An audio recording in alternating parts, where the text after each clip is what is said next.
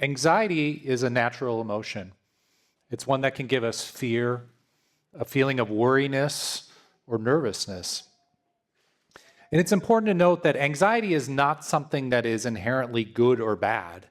It can actually be a good emotion for us. It can be us saying, this is a situation we need to be prepared for. We need to put up our guard in this circumstance. The problem is when anxiety becomes overwhelming to us. It becomes too much, and it starts to consume our lives.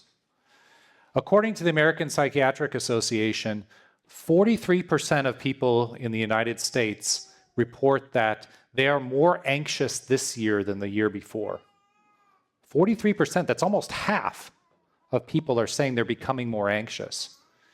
In addition, 70% of people say that they're anxious about one or more things, including current events, finances, violence, etc. And so we are literally a country that is awash in anxiety right now.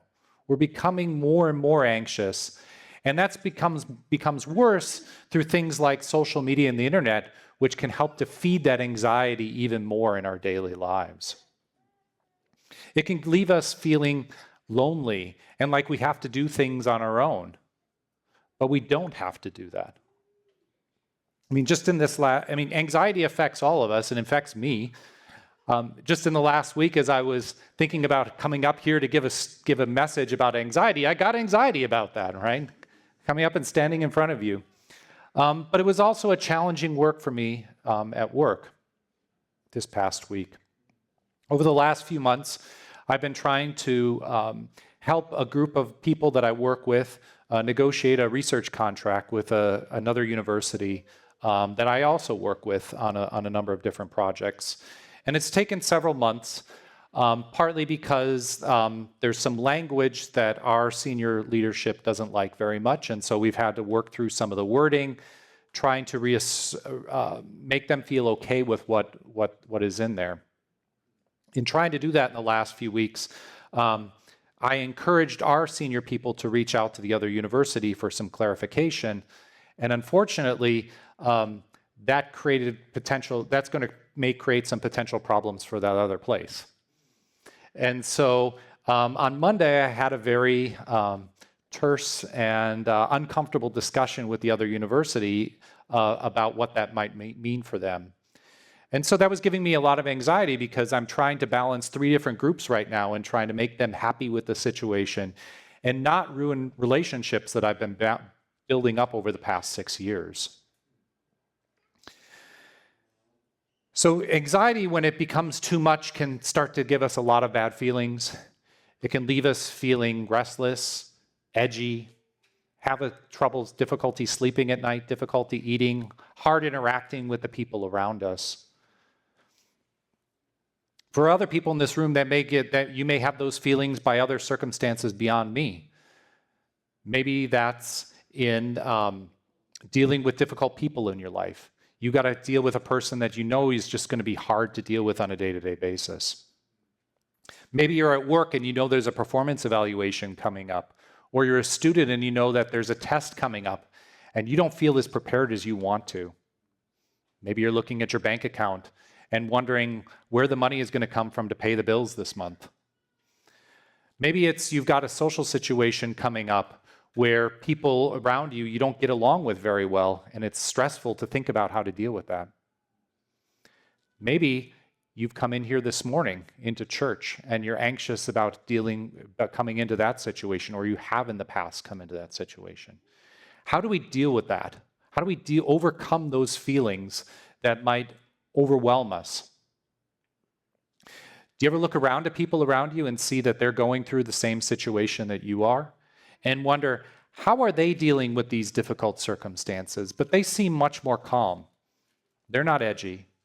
They're not having difficulty sleeping at night. How can I understand that? How can I get to that point where I'm calm in those anxious situations? Well, the Bible gives us that way. It gives us that antidote to what anxiety is, and it comes through Psalm 23. Now, Psalm 23 is maybe one of the most famous passages in the Bible. It's one that people memorize. all over the time. It's part of the book of Psalms. Psalms is a collection of 150 poems that were written over hundreds of years to communicate through God through various different life circumstances. Those could have been times of celebration and thankfulness to God for what he provided. Some of them were the difficult situations, including some of the situations Michelle just talked about, crying out to God to help me in difficult circumstances. Many of those psalms were written by King David. You remember we talked about David almost a year ago now, and the many high highs and the low lows that David experienced through his life. David started as a shepherd boy who was then called by God to help the Israelites defeat the Philistines and defeat specifically Goliath. David spent many of the next several years of his life running from King Saul, who was jealous of David's success, before David eventually became king. So this Psalm 23 uses some of the imagery that David would have been very used to in the idea of being a shepherd, because David started out as a shepherd. And so he's using the metaphor of shepherding as how God provides for us in our life. I had heard Psalm 23 many times over the course of my life, but it really didn't internalize to me until September 11th, 2001. For those of you who remember that day, that was a very anxious day for all of those who experienced it. Airplanes had been flown into many of the most famous buildings of the U.S.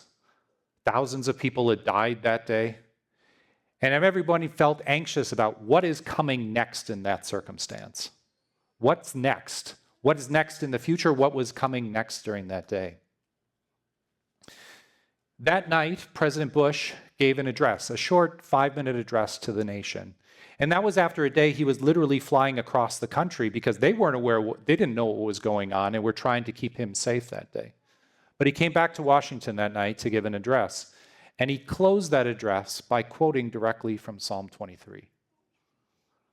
And so that was a moment that was one of those moments where you really felt the Bible and God specifically saying, no, this may be an anxious moment, but here I have it. I will lead you through this valley that we were going through. And so let's take a look at Psalm 23. The Lord is my shepherd, I shall not want. He makes me lie down in green pastures. He leads me beside still waters. He restores my soul. He leads me in paths of righteousness for his name's sake. And here, probably the most famous part of that psalm, even though I walk through the valley in the shadow of death, I will fear no evil, for you are with me.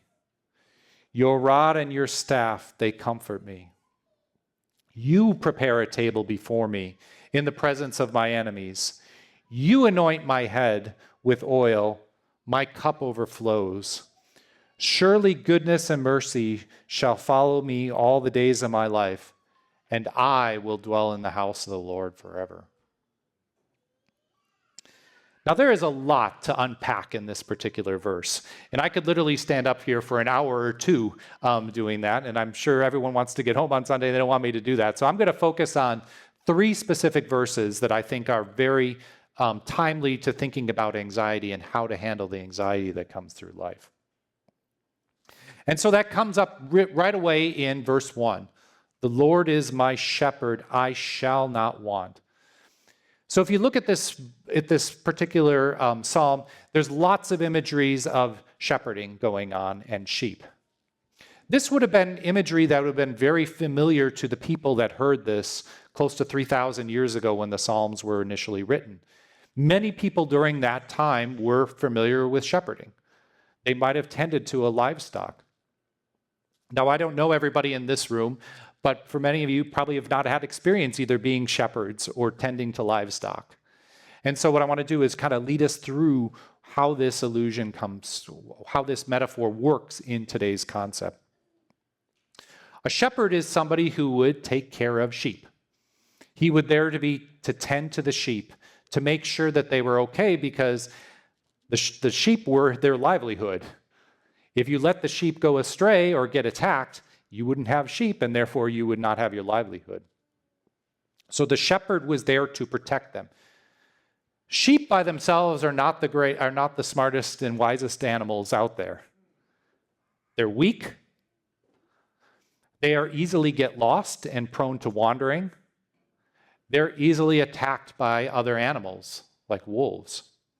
And so the shepherd would be there to prevent those things from happening, to protect the sheep, to keep them together, to provide for them on a daily basis. And so what David is saying is the Lord is that shepherd. He is that person to help us, to guide us, to provide for us on a daily basis. The key piece here, I shall not want. We're not doing it on our own. It is God leading us through, God providing us in that circumstance. And that really brings us to the takeaway from today's message, is that when you're anxious, we need to let Jesus be our shepherd. Let him guide us through this. So how does that happen? Well, let's digging into verse 2. He makes me lie down in green pastures. He leads me beside still waters. Again, going back to the context of the time, again, David's speaking about this in Israel. If you've ever been to Israel, it is not the greenest place on earth. It's very easy for us here in the Northeast to look around, especially during the summer, and see green grass everywhere. Lots of food that you might give to livestock. Or lots of water from which to lead those animals to provide for them. For somebody living in Israel, that was not the case at all. Israel is almost a desert. And so it will be very difficult to identify where there might be a green pasture that you could lead your animals to provide them for the food that they need.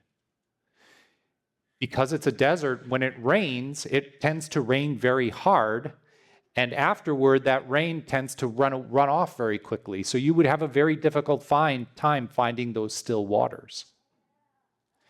What this passage is saying is that it is God who will lead us to those places where we can provide, where those green pastures are, where those still waters might be coming from. We can't find those on our own. It would have been hard for that lost sheep to find those things on their own. They would have depended on the shepherd to get to those places. We need to let God lead us to those places that will provide for us. Take a look at the wording in here too, is that the wording that comes for that is not something that we might give us anxiety. Green pastures, still waters. Those sound like places of calm, not of anxiety. And so not only is God providing the things that we need, but he's taking us to a place that's calm. We don't have to worry about those things.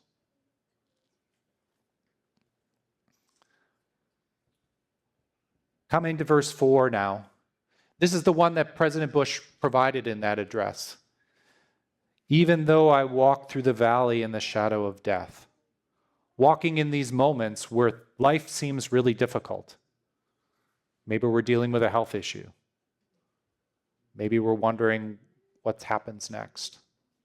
Maybe we're even maybe we have a relative going close to dying. It says, I will fear no evil. I will not be anxious. Not because we're alone, but because you are with me. God is with us. We may be going through the deepest valley, but we're not alone. God is walking that valley with us. Now this is, like I said, that first part of that verse is the most famous. That is the one that people memorize the most. But I would argue what comes next, the oft forgotten part of verse 4, is actually one of the most critical pieces of it because it describes how God does these things for us. How does he provide? And it's very easy to forget these things because it's saying, your rod and your staff, they comfort me. Again, if you're not familiar with shepherding, those points wouldn't really resonate with you very much. But going back to, again, close to 3,000 years ago, they would have been very familiar with these tools. They would have seen exactly how that applies to their lives. And so here's an image of a couple pieces of the shepherd's tools, the rod and the staff. The rod is a club, a relatively short club. Think of it like a baseball bat. The shepherd would have carried that rod to help fend off any kind of animals that might have tried to attack one of the sheep, whether that be a wolf or something else that tried to get to the sheep. And so this is a metaphor for God being our protector, protecting us from the enemy that might come for us. The staff, on the other hand, would have been something that the shepherd would have used directly on the sheep itself. The staff was a longer rod, think of it as tall as me or even taller, with a little curved end at the end of it. And so the shepherd would have used the staff for a couple of different things. It would have used the curve end to try to rescue the sheep when the sheep might have wandered away from the flock and got itself stuck in a ditch or a hole or something like that. The shepherd would use it to hook the sheep up and pull it out of that hole and bring it into the flock. Well, doesn't God do that for us sometimes? Sometimes we fall into the hole. Sometimes we fall into a pit that we don't know how to get out of. God is there to be our shepherd, to pull us out of that hole and back into his flock.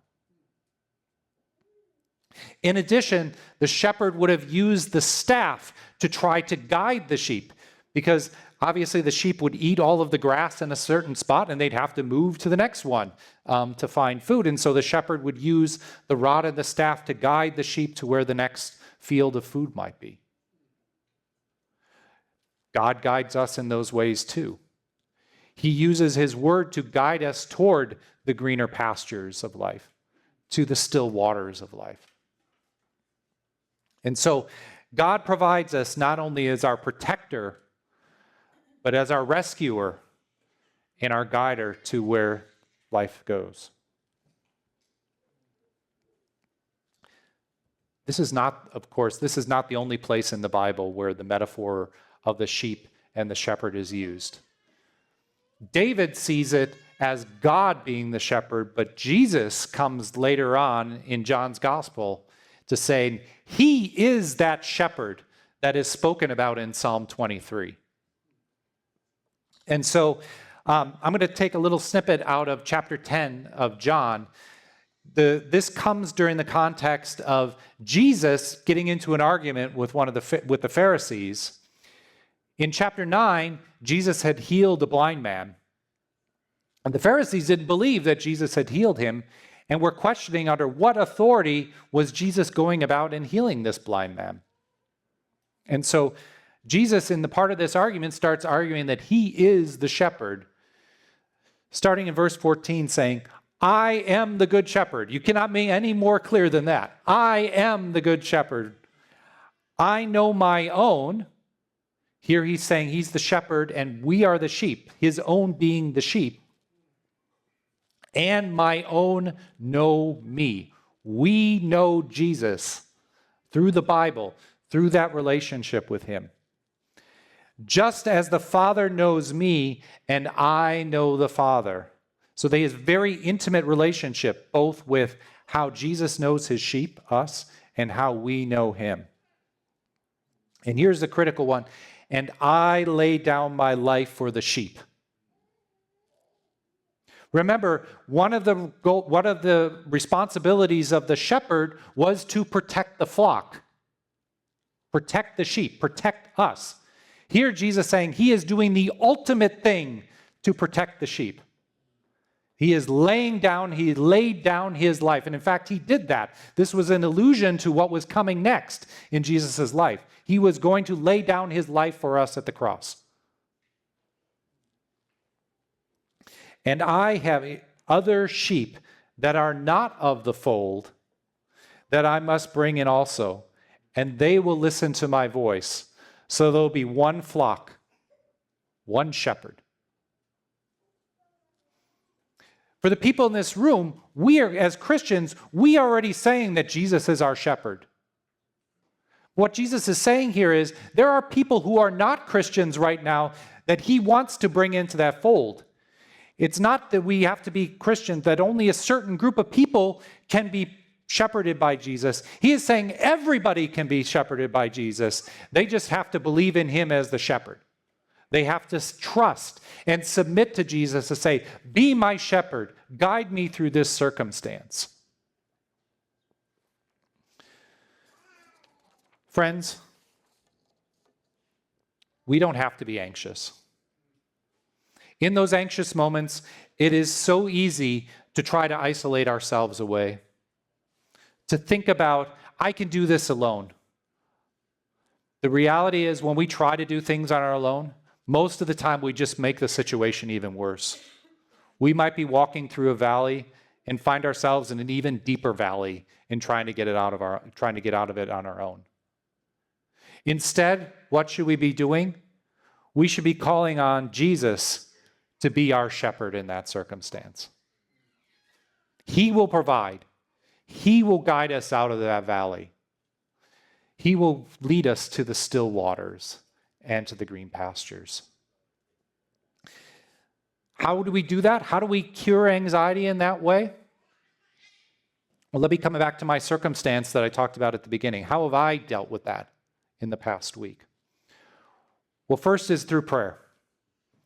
Prayer to God that he will lead us through these circumstances, that he will lead people, the things that we can't control, that he will lead them into situations that everyone will be satisfied with. For me, it's been praying for the past week and for wisdom of how do I handle this circumstance in a way that is honoring to God and will make everybody happy by the end of it. Another way to deal with anxiety is to be reading our Bible consistently on a consistent basis.